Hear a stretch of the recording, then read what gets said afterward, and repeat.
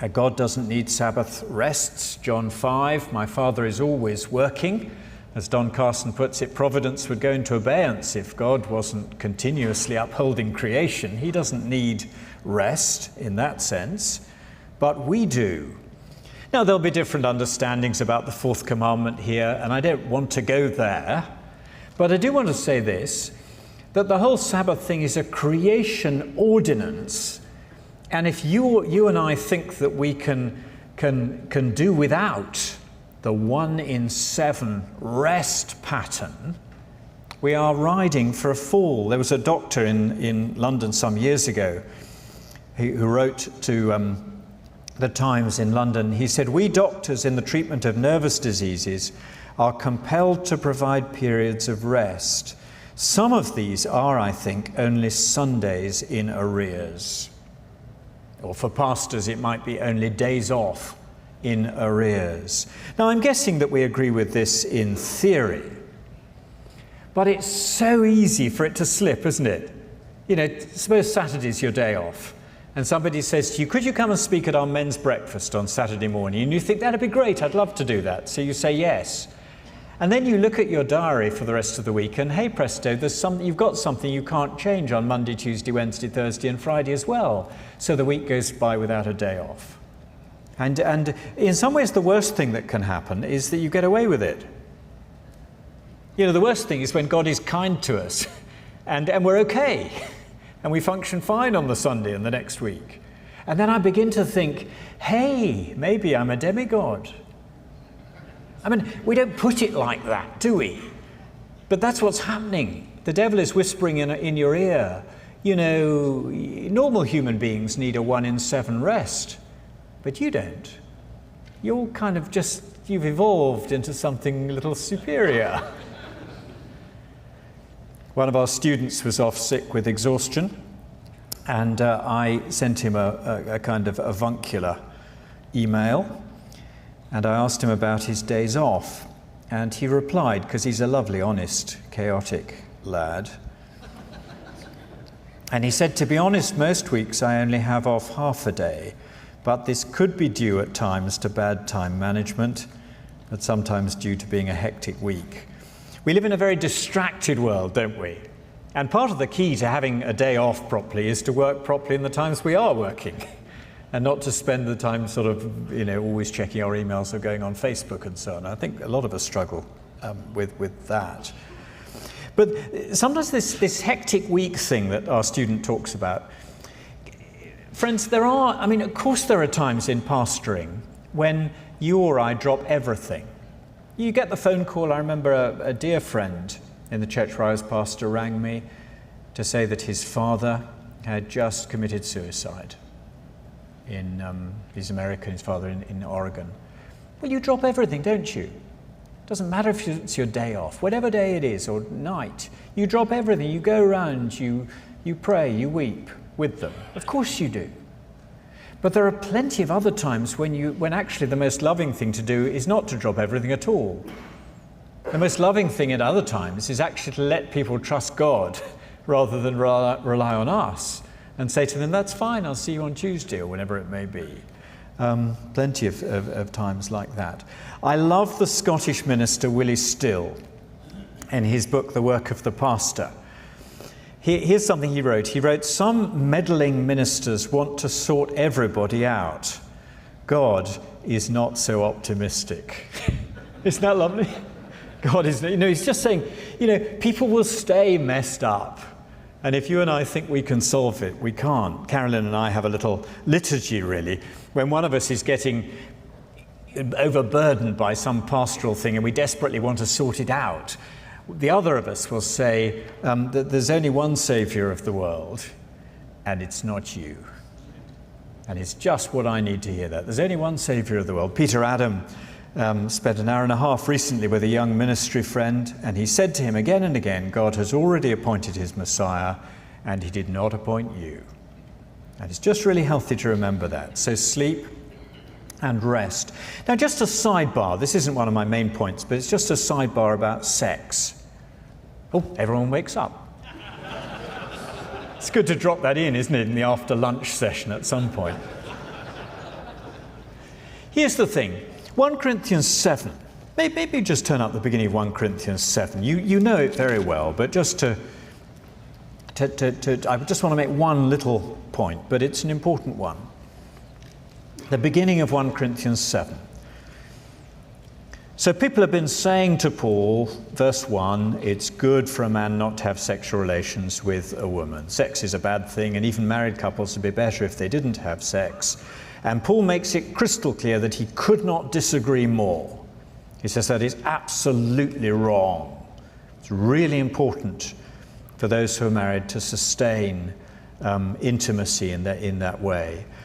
Except, reluctantly, in verse 5, he says, don't deprive one another, don't stop having sex, except perhaps, if you must, by agreement, as long as you both really agree, for a limited time, not too long. He's very reluctant to let them, stop at all, really, so that you may devote yourselves to prayer, but then come together again.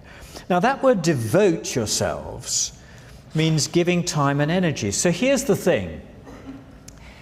If a married couple stopping having sex for a bit enables them to devote time and energy to prayer that they wouldn't otherwise have been able to do, then it follows logically that sustaining sexual intimacy in marriage needs time and energy. Well, you say that's obvious. Well, it wasn't obvious to me before I was married. Before I was married, I was like sitting in my red Ferrari at the red traffic lights. And I knew that, there were red traffic lights and there was no sex till I got married. I wish there weren't, but I knew there were. So there I was in my red Ferrari, metaphorically, at the traffic lights. And if you'd asked me, I'd have said, well, 24th July 1982, actually, I should just roar into the distance and it's just going to be continuous sex. Sorry, I'm being slightly mischievous, aren't I? When you get to the age of 60, you can be mischievous like that. Because anybody who's been married more than about 3 weeks knows that it's not like that.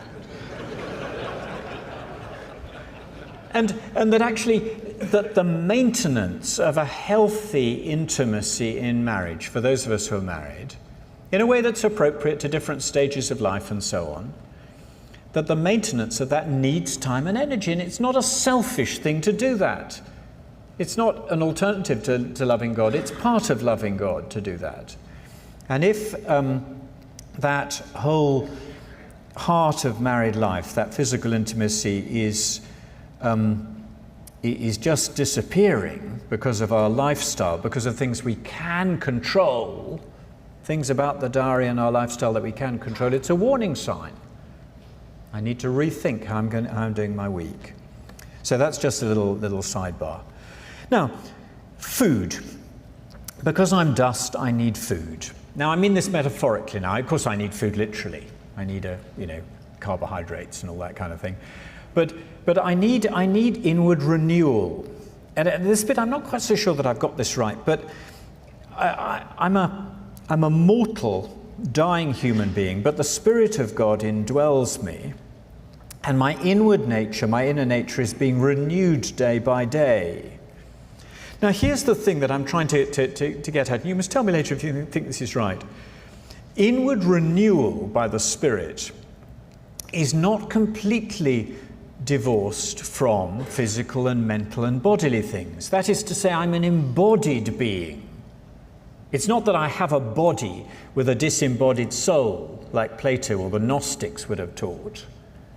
I am an embodied being, and therefore renewal is going to be a renewal that affects me completely. So Jesus says to the disciples, come apart and rest a while. Come to a quiet place, a place where there's no internet. Sorry, this is a dynamic translation. In other words, renewal is going to happen in ways that are physical, mental, emotional, not some completely disconnected sort of thing. So here's the thing that I'm getting at. We're all different, and each of us, depending on our personality, there are certain kinds of things that will energize and renew and refresh us, and certain kinds of things that will drain us. And they won't be exactly the same for different people. I'm towards the introvert end of the spectrum. I'm okay when I'm in role like this. I can even pretend to be friendly to you guys for a while. But I remember once going to a sort of posh drinks party, someone in our church, smart drinks party, and I was chatting to another guy who's a chaplain, a hospital chaplain. And he said to me, we were chatting because we were both introverts, and he said, you know, some of the people out there are energized by this. You know, they just love it. Put them in that kind of social context, and they're energized and refreshed by it. He and I were the opposite. We were looking for the first opportunity to get away.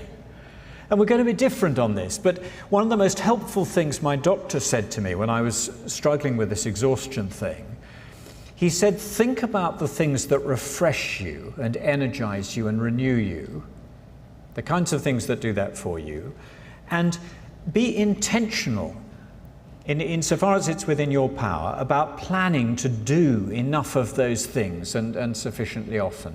Again, it's kind of obvious, isn't it? But it was really helpful for me to be told that. So, sleep, Sabbaths, renewal, and friends. We really need friends. I love the thing with Paul and Titus in 2 Corinthians.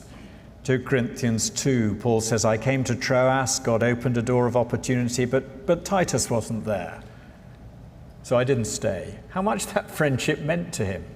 And 2 Corinthians 7, God who comforts the downcast comforted us by the coming of Titus' friendship. Vaughan Roberts, who's my boss at the Proclamation Trust, has written this super little book on friendship. And he's really encouraged me to be intentional about developing strong friendships. In the UK, men are much worse at this than women. The ladies are much better at friendships than we are. I don't know what it's like for you guys. But two of the best things I did in that difficult year I had were to restart a little prayer triplet with 2 other men, and we meet most weeks. And we pray together, and we're honest, we're accountable with one another, and so on. That kind of friendship's really, really good. And the other thing was to set up a little advisory group to help me in the planning of my diary. And the advisory group only meets every few months. But it's still really helpful, those kinds of friendships with accountability. In London, where I minister, we have something of a culture of ministry machismo. Let me explain what I mean. The conversation goes like this. I slip into the conversation over coffee. I've been really busy, and you know, I haven't really had quite enough sleep, and I haven't had a day off for a month or two, and I go on like this for a while. And what I'm really saying to you is, I want you to understand that I'm very important. That's what I'm actually saying.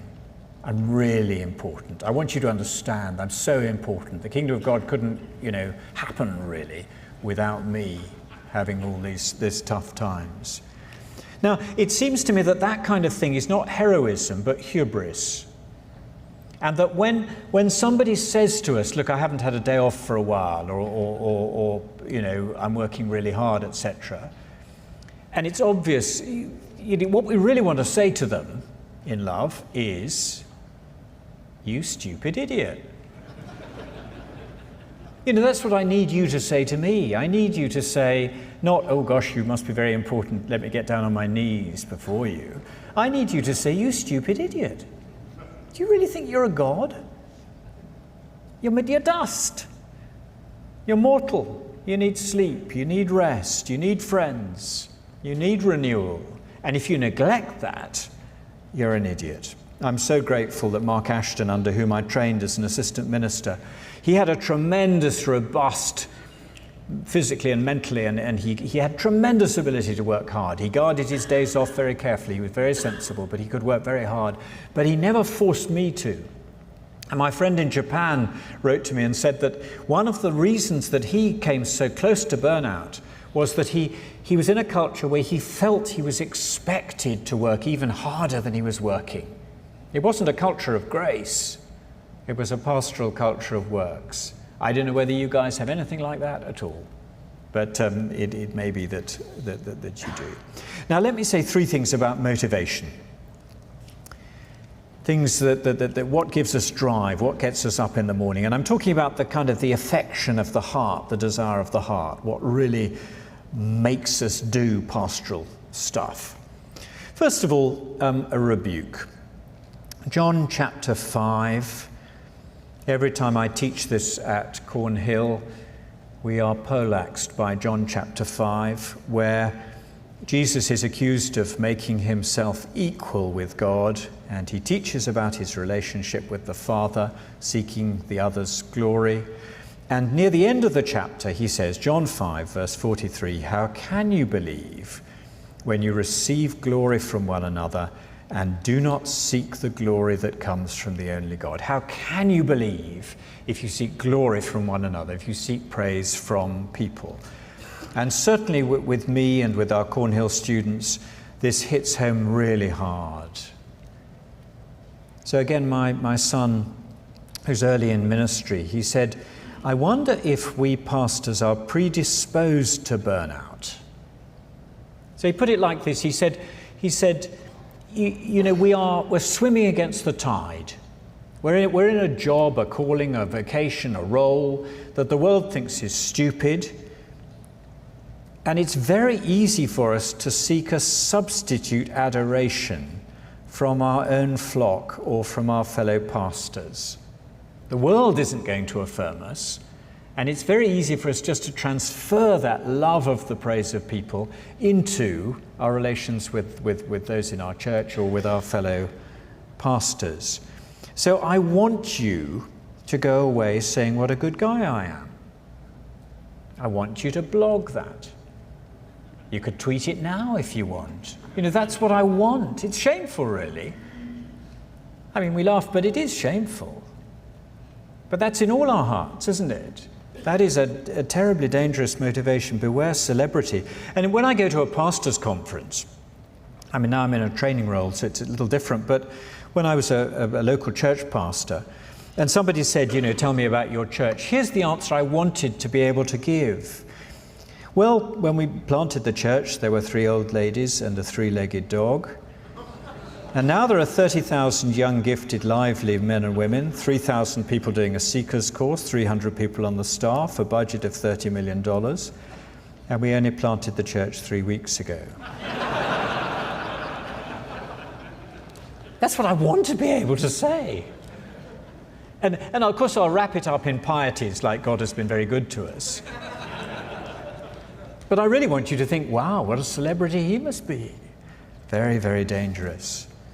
How much of my overwork in the decade that led up to my nervous exhaustion, how much of it was driven by honest desire that God should be glorified, that Jesus should become greater and I should become less, and how much by desire that people should think well of me and my ministry?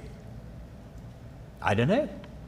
The heart is deceitful and desperately corrupt, but I know I'm not completely innocent. So beware celebrity, beware that culture of success.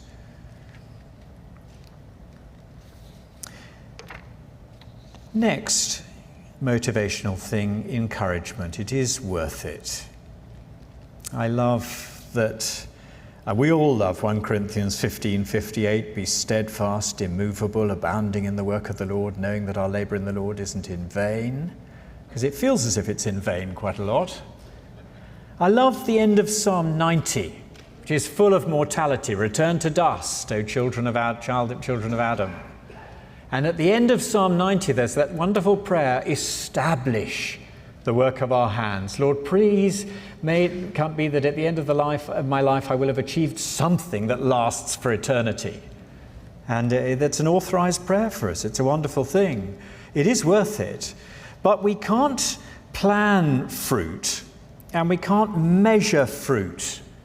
And you and I know that one of the reasons it's said in the UK that pastors love do it yourself, like I re-roofed a garden shed.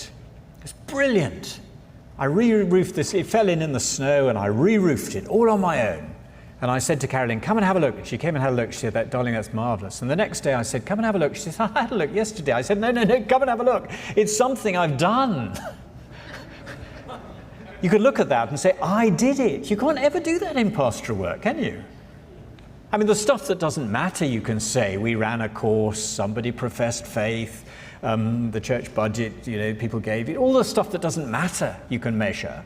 But the stuff that really matters, what's going on in people's hearts, you can't measure, and it's hard and frustrating, especially if you're a bit OCD like me. Because it's a messy world, but it is worth it. I recently had an experience that brought this home to me. I had some study weeks and writing weeks. I'd set them apart for a writing project, a slightly bigger writing project, and it was one that needed a bit of momentum, time to get momentum up, and I'd set apart basically most of a 7-week period, and I was really going to get cracking on this. And the first 3 weeks went great, and I got about pretty much halfway through the project, maybe a bit more than that. And I was really motoring, and I got up, I was thinking creatively and writing, and it was all going well. And then suddenly my father had a fall, his condition deteriorated sharply, and for the next 4 weeks I didn't write a word. I was just looking after my parents. It was a privilege, it was the right thing to do, it was good to do it. I didn't ask myself whether I should or not, but it drove a coach and horses through my well-laid plans for writing. And that's the world we live in, isn't it? Pastoral work, people are messy. Our own hearts are messy. And if we think we can be in control of it, then we're in trouble. But it is worth it. In the Lord our labour will not be in vain.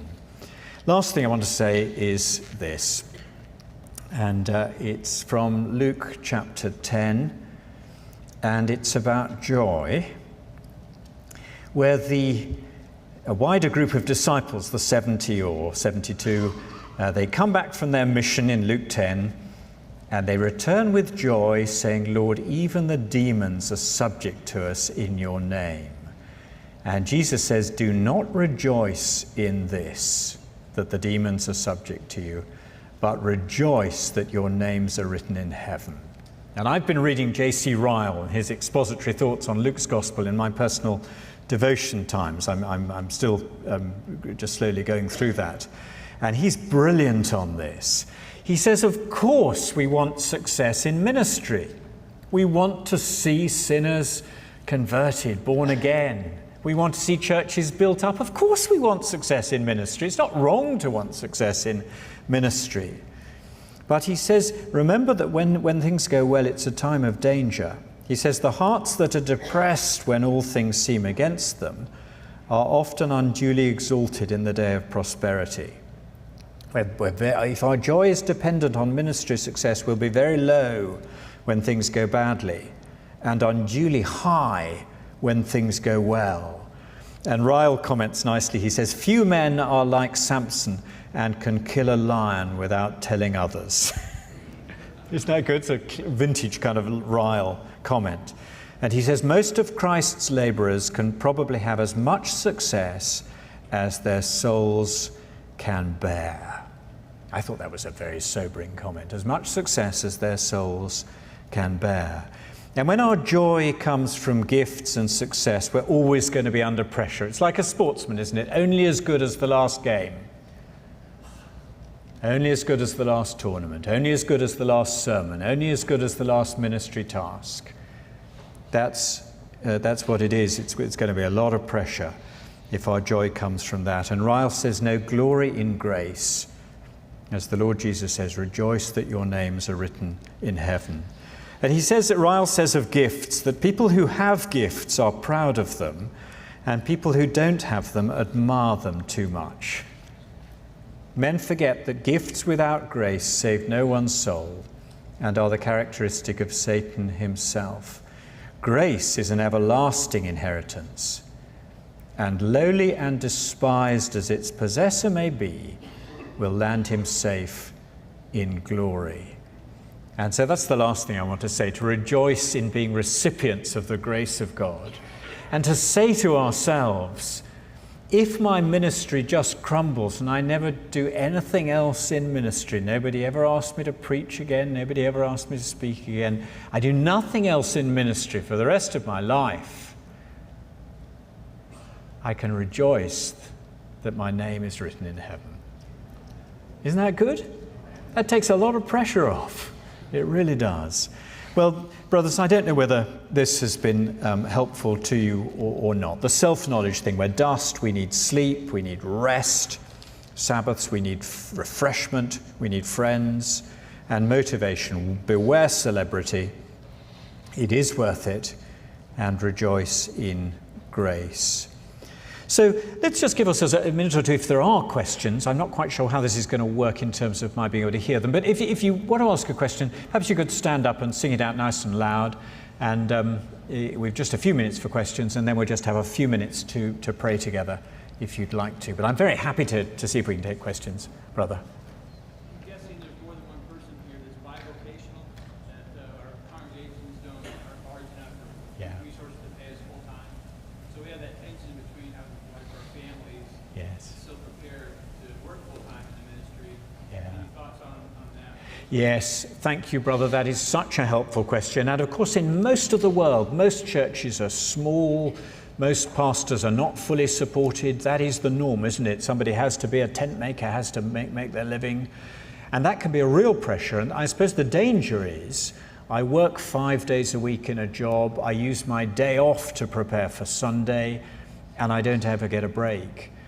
And I don't know. I don't think there's a simple answer, but I guess it's just a saying, let's be realistic about what we can do and not try to. I suppose the temptation is I can push myself, and I need to keep saying to myself, I'm dust. I guess this, my difficult year has really brought that home to me. I hope I'm never going to forget that. I am dust. And I mean, now I'm 60, I think, I can't do what I could when I was 50. When I was 50, I couldn't do what I was when I was 40. And the other thing is, I remember one of my lay leaders gave me a really helpful bit of advice when I was struggling in a small church. I was the only member of staff. I was fully supported, but it was just the one of me. And he said, don't polish your sermons so much. So I'd been in a big church where, you kind of had time to polish stuff. And he said, work on the text, pray, do all the hard yards of that, but it doesn't need to be so polished. And that was a real help to me. Because actually I preached in a way that was perhaps a bit more ragged. It was, I hope, prayerful, and I grappled with the text and so on, but it wasn't so polished, and that was a help. And sometimes just the sense that I've given it the time I can, given my other responsibilities, and now I'm going to pray and trust God, do my best, really, rather than, because our students often find that they're thinking, oh, maybe the next commentary I read is just going to unlock it. The next hour's preparation is just going to turn it into an intergalactically good sermon. And it's that you just have to say, no, I mean, I've used the time I've got. That's it, I'm going to trust God. Yeah. Others? Any others? Brother. You mentioned OCD, and could you discuss that a little bit more and maybe how you combated it? Yeah. Well, I'm the kind of person who makes a list in the morning, and I carefully work out which I'm going to do first, second, third. And if I do something during the day that wasn't on the list, I add it to the list so that I can have the satisfaction of crossing it off the list. I think, in my case, being married to Carolyn, who is the polar opposite of OCD, has been very good for me. Painful for her, sometimes painful for me, but it's been good for me. And sometimes having friends who just help to say, oh, get real, relax, don't worry so much about it. That I found that's helped. And also sometimes just being under a lot of pressure and thinking I can't prepare as well as I'd like to, I can't do everything as well as I'd like to, I'm not in control, and I really am going to have to trust God. I don't know. That's not very deep, is it? I don't think counselling courses would approve of that, but that's the best I can do. Yeah. Time for one more. How do you get the men on your board to understand that you are finite? How do you get the men on your board? Yeah. Board or Yeah. How do you get them to understand this concept? To understand that you're finite. Yeah. You want to try to apply it, but you can't if they don't support it. Yeah. And church cultures will differ depending on the sort of ecclesiology that we're working with. And if we're in the sort of ecclesiology where the elders and deacons regard the pastor as very much someone who just does what they say, I think we need to do some teaching. Partly that pastor means shepherd, which means leader, rather than just someone who does what they say. But also, I think we perhaps need to teach them some of this kind of thing for themselves. It's difficult part of the thing, there's this ministry, Machismo in London, is that so many of the lay people are working long hours. They don't always need to, but it is a high pressure city. It's like being in, Manhattan or something. It's that kind of world. But I think it's a mistake if we in the pastorate simply ape that world. And I think we want to be countercultural. Not that we're not working, that we work really hard when we're working, but that we say, no, actually, the day off thing is important. It seems to me God's hardwired us in creation, and I need to do that. And if you as a board are going to push me not to, we're going to have a fight about this, because I'm not going to do it. That may not be very helpful, brother.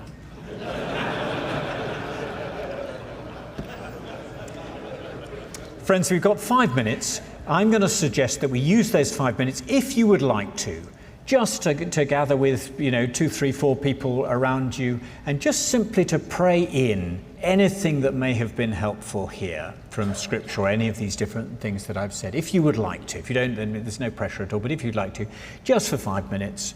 And then either Jonathan or I will kind of bring it to an end. Okay, so over to you to just to pray if you'd like to for a few minutes.